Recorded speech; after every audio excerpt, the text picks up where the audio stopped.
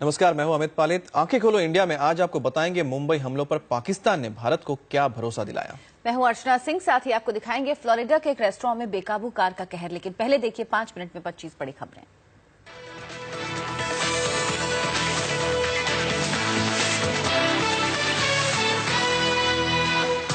देर रात पाकिस्तान से लौटी विदेश मंत्री सुषमा स्वराज आज संसद में देंगी बयान। सरताज अजीज के साथ सुषमा ने की साझा प्रेस कॉन्फ्रेंस। कहा दोनों देशों के एनएसए और विदेश सचिवों की होगी बातचीत। कॉम्पोजिट डायलॉग फिर होगा शुरू। सरताज अजीज और सुषमा स्वराज की मुलाकात के बाद भारत पाकिस्तान का साझा बयान। पाकिस्तान ने 26/11 केस में तेजी लाने का किया वादा। आतंकवाद के खिलाफ लड़ाई में सहयोग का भरोसा। नवाज शरीफ के साथ मुलाकात में सुषमा स्वराज ने पीएम मोदी का दिया संदेश। कहा बातचीत के हक में है भारत। प्रधानमंत्री ने कहा है बातचीत के लिए जरूरी माहौल बनाए पाकिस्तान। भारत पाकिस्तान के बीच क्रिकेट सीरीज अभी भी तय नहीं। पीसीबी चीफ शहरयार खान ने कहा सुषमा के दौरे से थी काफी उम्मीद, हमें निराशा लगी हाथ। श्रीलंका में खेले जाने की लगाई जा रही थी अटकलें। कांग्रेस आज भी संसद में रहेगी हमलावर। बीजेपी सांसद वीरेंद्र सिंह के बयान और नेशनल हेराल्ड मामले पर सरकार को घेरेगी। कांग्रेस का टीएमसी और जेडीयू के साथ के चक्रव्यूह को तोड़ने के लिए सरकार ने कसी कमर। जीएसटी बिल पर पीएम नरेंद्र मोदी की आज दिग्गज मंत्रियों के साथ बैठक। कांग्रेस पर दबाव बनाने के लिए सदन में अलग थलग करने के लिए सरकार बना रही है स्ट्रेटेजी। नेशनल हेराल्ड मामले में कांग्रेस ने बदला रुख। सूत्रों के मुताबिक सोनिया गांधी के घर हुई हाई लेवल मीटिंग के बाद सुप्रीम कोर्ट नहीं जाने का फैसला। 19 दिसंबर को कोर्ट में पेश होंगे सोनिया और राहुल।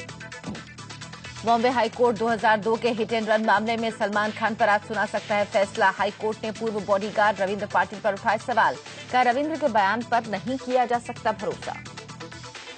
अंडरवर्ल्ड डॉन दाऊद इब्राहिम की मुंबई में संपत्ति का हुआ ऑक्शन। दिल्ली जायका 4 करोड़ 28 लाख में नीलाम। पत्रकार बालकृष्णन ने लगाई बोली। 26/11 हमले के आरोपी डेविड कोलमैन हेडली की टेलीकॉन्फ्रेंसिंग के जरिए मुंबई सेशंस कोर्ट के सामने होगी पेशी। कई सालों से भारतीय एजेंसियां टेलीकॉन्फ्रेंसिंग की कर रही थी कोशिश। अमेरिकी अदालत से मिल चुकी है 35 साल की सजा। हाईकोर्ट के स्टे के बावजूद हैदराबाद की उस्मानिया यूनिवर्सिटी में आज बीफ फेस्टिवल मनाने पर अड़ा छात्रों का एक गुट। माहौल बिगड़ने की आशंका को देखते हुए भारी संख्या में सुरक्षा बलों की तैनाती। दिल्ली सरकार की ऑड और इवन नंबर के कार फॉर्मूले पर आज रिव्यू मीटिंग। 2 व्हीलर और बाहर से आई गाड़ियों पर भी लिया जाएगा फैसला। कल केजरीवाल ने गृह मंत्री से मुलाकात कर प्रोजेक्ट की दी जानकारी। गिरफ्तार आईएएस संजय प्रताप सिंह की अकूत संपत्ति का खुलासा। 5 बैंक लॉकर्स में एक से मिले सोने के 31 बिस्किट और 800 ग्राम चांदी, करोड़ों की संपत्ति और एफडी के दस्तावेज भी बरामद। राजस्थान के कोटा में बीजेपी विधायक संदीप शर्मा की गुंडागर्दी। एयरपोर्ट पर रोके जाने पर डीएसपी को मारा थप्पड़। बाद में परिसर में जाने की मिली इजाजत। छत्तीसगढ़ के सीएम रमन सिंह आए हुए थे कोटा। सुप्रीम कोर्ट में आज 2 अहम मामलों पर सुनवाई। हरियाणा में निकाय चुनावों में उम्मीदवारों की न्यूनतम योग्यता और मुंबई में डांस बार पर आ सकता है फैसला। गाजियाबाद के पीएसी पार्क में पेड़ से लटका मिला एक युवक का शव। जेब में मिले मोबाइल से शव की हुई शिनाख्त। करीब 1.5 महीने पहले गुमशुदगी की रिपोर्ट दर्ज हुई थी। मुंबई के रोकैया स्टेट में लगी भीषण आग। शॉर्ट सर्किट की वजह से आग लगने की आशंका। 1.5 घंटे की मशक्कत के बाद आग पर काबू पाया गया। नवी मुंबई में पत्नी और प्रेमी की हत्या करने के बाद पति ने फांसी लगाकर जान देने की कोशिश की। खुदकुशी में नाकाम रहने के बाद किया सरेंडर। आरोपी पति ध्रुवकांत ठाकुर मर्चेंट नेवी में तैनात। जापान को मिला भारत के बुलेट ट्रेन का प्रोजेक्ट। रेस में जापान ने चीन को पछाड़ा। जम्मू कश्मीर के डोडा में सुरक्षा बलों ने भारी मात्रा में बरामद किए हथियार। AK-56 राइफल, सैकड़ों जिंदा गोली, पिस्टल, हैंड ग्रेनेड और ग्रेनेड लॉन्चर भी मिले। अमृतसर के वाघा बॉर्डर पर वर्ल्ड ह्यूमन राइट डे की पूर्व संध्या पर निकाला गया कैंडल मार्च। एक निजी संस्था के प्रोग्राम में सेना के जवानों और लोगों ने लिया हिस्सा। आतंकवाद के खिलाफ अमन और भाईचारे का संदेश।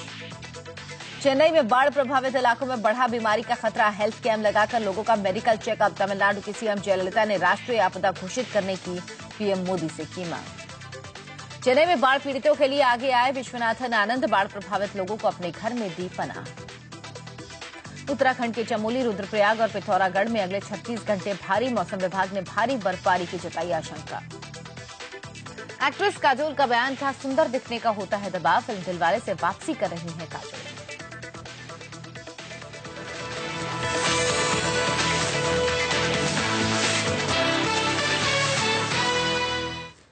आंखें खोलो इंडिया की शुरुआत मुंबई से आई भीषण आग की तस्वीरों के साथ। मुंबई के कुर्ला इलाके के रोकैया एस्टेट में बीती रात भीषण आग लग गई, जिसमें 5 से 6 कबाड़ के गोदाम पूरी तरह से जलकर खाक हो गए। कबाड़ के गोदाम में ये आग तेजी से फैली और दमकल की करीब 10 गाड़ियों ने इस आग पर काबू पाने के लिए 1.5 घंटे तक मशक्कत की। बताया जा रहा है कबाड़ के किसी गोदाम में शॉर्ट सर्किट के कारण ये आग लगी, जिसके बाद आग ने दूसरे गोदामों को भी अपनी चपेट में ले लिया। अच्छी बात यह रही कि इस आग में कोई घायल नहीं हुआ। आग के कारणों की जांच मुंबई पुलिस कर रही है, लेकिन जिस तरह एक के बाद एक मुंबई में आग लगने की घटनाएं सामने आ रही हैं, उससे स्थानीय लोगों में चिंता जरूर है। तो ये तस्वीरें आप देख रहे हैं मुंबई के रोकैया एस्टेट की, जहां पर कल रात भीषण आग लगी, जिसमें कबाड़ के 6 गोदाम जलकर खाक हो गए। 10 दमकल की गाड़ियों ने मौके पर पहुंची और कड़ी मशक्कत के बाद आग पर काबू पाया। आशंका जताई जा रही कि किसी एक गोदाम में शॉर्ट सर्किट की वजह से आग लगी और उसके बाद ये आग फैलती चली गई। इसको काबू में करने के लिए फायर ब्रिगेड की 10 गाड़ियों को कड़ी मशक्कत करनी पड़ी।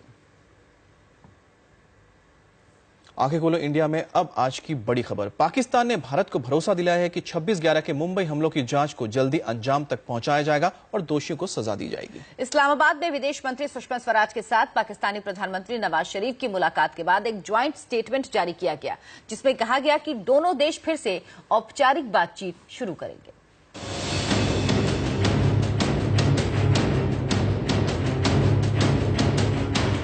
पाकिस्तान में भारत को क्या मिला, इसका ब्यौरा तो खुद विदेश मंत्री सुषमा स्वराज आज लोकसभा में देंगी। लेकिन इस्लामाबाद से जो खबरें आई हैं, उसके मुताबिक मेल मुलाकातें रंग लाई हैं। भारत पाकिस्तान के बीच बातचीत का दौर फिर से शुरू हो रहा है।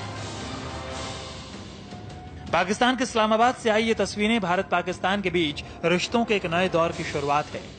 ये तस्वीरें बयां कर रही हैं कि भारत पाकिस्तान के बीच रिश्तों का क्लाइमेट कितनी तेजी से चेंज हो रहा है। इस्लामाबाद में भारत के विदेश मंत्री सुषमा स्वराज से पाकिस्तान के प्रधानमंत्री नवाज शरीफ की मुलाकात में दोनों देशों के बीच भरोसे की बात हुई, दोस्ती की बात हुई। इस बातचीत के बाद भारत और पाकिस्तान ने एक ज्वाइंट स्टेटमेंट जारी किया। इसमें कहा गया है कि भारत पाकिस्तान के बीच समग्र द्विपक्षीय बातचीत होगी। बातचीत में दोनों देशों के बीच सभी पेंडिंग मुद्दों को शामिल किया जाएगा। इसमें Jammu Kashmir, sir creek, Siachen, Wular barrage समेत कई मुद्दे शामिल होंगे। इसके अलावा भारत पाकिस्तान के बीच व्यापार बढ़ाने और आपसी भरोसा बढ़ाने पर चर्चा होगी। दोनों देशों के बीच बातचीत कब और किस स्तर पर होगी, ये दोनों देशों के विदेश सचिव तय करेंगे। हमारे एनएसएस की मीटिंग के बाद और वो एनएसएस की मीटिंग की टॉक्स, वहाँ की वार्ता सफल होने के बाद आज जो हम लोगों की मुलाकात हुई, उसमें हमने ये तय किया कि भारत और पाकिस्तान आपस में समग्र वार्ता करेंगे। हम एक बहुत छोटा सा एक जॉइंट स्टेटमेंट आपको दे रहे हैं, उसमें कुछ डिटेल्स हैं जो आपको मिल जाएंगी। मैं चूंकि संसद में कहकर आई हूं कि कल वहां बयान दूंगी, तो इसलिए उस मर्यादा को रखते हुए इससे ज्यादा मैं और कुछ नहीं कहना चाहूंगी। इस बातचीत का सबसे बड़ा टेक अवे यही है कि कम्प्रहेंसिव डायलॉग की बातचीत पर सहमति बन गई है। अभी तक पाकिस्तान इसको जार्गन जिसे कहते हैं, जार्गन में उलझाता रहा है। कंपोजिट डायलॉग, रिज्यूम डायलॉग, जैसे कि अभी विदेश मंत्री ने अपने बयान में ये बात कहा। तो कम्प्रहेंसिव डायलॉग में तमाम सारी बातें होंगी। आतंकवाद भी होगा, टेररिज्म भी होगा, कश्मीर का जिक्र लगातार होता रहा है दोनों ओर से, उसका भी जिक्र होगा। वीजा लिबरलाइजेशन प्रोसेस की जो बात 2012 में शुरू हुई थी, उसका भी जिक्र होगा। भारत और पाकिस्तान के बीच मुंबई में हुए 26/11 के हमले के बाद से बातचीत बंद है। लेकिन इस मुलाकात के बाद जारी इस ज्वाइंट स्टेटमेंट में पाकिस्तान ने भारत को भरोसा दिलाया कि मुंबई हमले के केस में ट्रायल तेज होगा। पाकिस्तान सरकार 26/11 के दोषियों को जल्द से जल्द सजा दिलाने की ईमानदार कोशिश करेगी। ज्वाइंट स्टेटमेंट में यह भी कहा गया कि भारत पाकिस्तान आतंकवाद के खिलाफ लड़ाई में एक दूसरे का सहयोग करेंगे। पाकिस्तान ने ये कहा है कि वो 26/11 का जो ट्रायल चल रहा है, उसको एक्सपेडाइट करने की, उसको तेज करने की और उसको अंजाम तक ले जाने की कोशिश करेगा, और उसके बारे में एश्योर किया है। ये अपने आप में बड़ी बात है, क्योंकि सबसे अभी तक जो सवाल खड़े होते आए हैं वो पाकिस्तान के रवैये खड़े होते आए हैं। भारत पाकिस्तान के बीच दोस्ताना संबंधों की गाड़ी कब तक पटरी पर दौड़ेगी, अभी ये कहना मुश्किल है। लेकिन इतना कहा जा सकता है कि एक अच्छी शुरुआत हो चुकी है। विदेश मंत्री के इस दौरे ने अगले साल पाकिस्तान में होने वाले सार्क सम्मेलन में प्रधानमंत्री मोदी के जाने का रास्ता साफ कर दिया है। इंडिया टीवी के लिए पाकिस्तान के इस्लामाबाद से अभिषेक उपाध्याय की रिपोर्ट। अब खबर कोटा से, जहां छत्तीसगढ़ के सीएम डॉक्टर रमन सिंह के स्वागत के लिए कोटा एयरपोर्ट पर बीजेपी के विधायक, पार्षद और कार्यकर्ता पहुंचे थे, लेकिन पुलिस ने विधायकों के अलावा सबको एयरपोर्ट के दरवाजे पर ही रोक दिया। और इसके बाद जो हुआ वो राजस्थान में बीजेपी के विधायकों की दादागिरी की बस एक झलक है।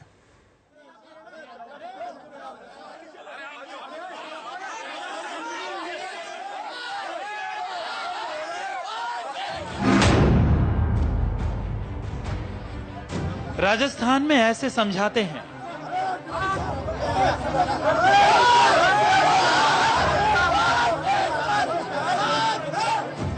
और नहीं समझने की सूरत में सबके सामने भारतीय जनता पार्टी के नेता पुलिस वालों के साथ जो कर सकते हैं वो भी दिखा देते हैं। एक वीडियो आया है जिसमें डीएसपी को अलग अंदाज में धक्का देते और धमकाते नजर आ रहे हैं बीजेपी विधायक संदीप शर्मा। कोटा एयरपोर्ट के दरवाजे की तस्वीर है। कुछ देर में रमन सिंह आने वाले थे। बीजेपी के विधायक और पार्षद रमन सिंह का हवाई पट्टी पर स्वागत करना चाहते थे और पुलिस वाले ये नहीं चाहते थे। और जब नहीं चाहते थे तो बीजेपी वालों को ये बात बुरी लग गई। दरवाजे पर भारतीय जनता पार्टी के नेता दारोगा से लेकर डीएसपी तक को धमकी दे रहे थे और पुलिस वाले रास्ता रोक कर खड़े थे। दरवाजे पर विधायक भवानी सिंह राजावत और संदीप शर्मा थे। बाहर बीजेपी के निगम पार्षद और कार्यकर्ता थे।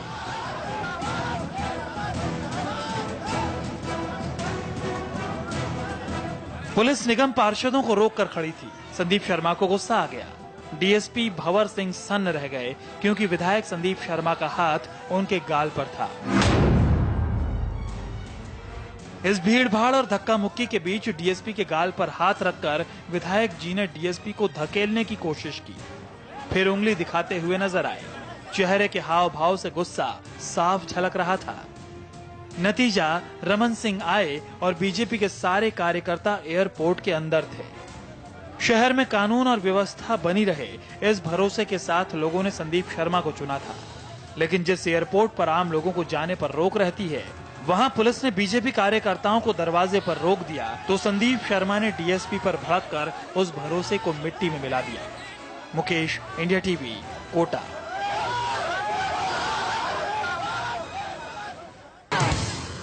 दिल्ली में 5 महीने बाद सड़क हादसे की एक तस्वीर सामने आई है। बाइक सवार को टक्कर मारने के बाद कार दूर तक घसीटते ले गई। मृतक की पत्नी ने सीएम केजरीवाल से लगाई न्याय की गुहार। आरोपी को जल्द पकड़ने की मांग। दिल्ली पुलिस ने 1 लाख के इनामी बदमाश सत्य प्रकाश को गिरफ्तार कर लिया है। सत्य प्रकाश पर लूट और डकैती के 70 मामले दर्ज हैं। दिल्ली के पास गुड़गांव में मणिपुर के एक युवक के साथ 5 बदमाशों ने मारपीट की। पुलिस ने अज्ञात हमलावरों के खिलाफ मामला दर्ज कर लिया है। दिल्ली सरकार की ऑड और इवन नंबर के कार फॉर्मूले पर आज रिव्यू मीटिंग है। 2 व्हीलर और बाहर से आई गाड़ियों पर भी फैसला लिया जाएगा। कल केजरीवाल ने गृह मंत्री से मुलाकात कर प्रोजेक्ट की जानकारी दी। प्रधानमंत्री नरेंद्र मोदी द्वारा लॉन्च की गई गोल्ड मॉनेटाइजेशन स्कीम में मुंबई का सिद्धिविनायक मंदिर अब तक का सबसे बड़ा निवेश करने जा रहा है। स्कीम में सिद्धिविनायक मंदिर 40 किलो सोना जमा कर सकता है। यूपी के अलीगढ़ में ऑटो चालक की पीट कर हत्या कर दी गई। भाड़े को लेकर हुआ था झगड़ा। पुलिस ने केस दर्ज कर लिया है। मेरठ में कांग्रेस ने यूपी और केंद्र सरकार के खिलाफ सद्भाव बढ़ाओ अभाव मिटाओ पदयात्रा की शुरुआत की है, जिसकी अगुवाई मधुसूदन मिस्त्री, मोहसिना किदवई और नगमा ने की। 31 दिसंबर तक यूपी के 12 शहरों में पदयात्रा निकाली जाएगी। अमरोहा में all India Muslim personal law board ने पहली बार महिलाओं के लिए मंच बनाया। उन्हें मुस्लिम पर्सनल लॉ बोर्ड की जानकारी दी गई। पंजाब सरकार ने सरकारी संपत्ति को गिरवी रखने की मीडिया रिपोर्ट को खारिज कर दिया है। अखबारों में खबर छपी थी कि राज्य सरकार ने कई जेलों और विधवा आश्रम को गिरवी रखकर कर्ज लिया है।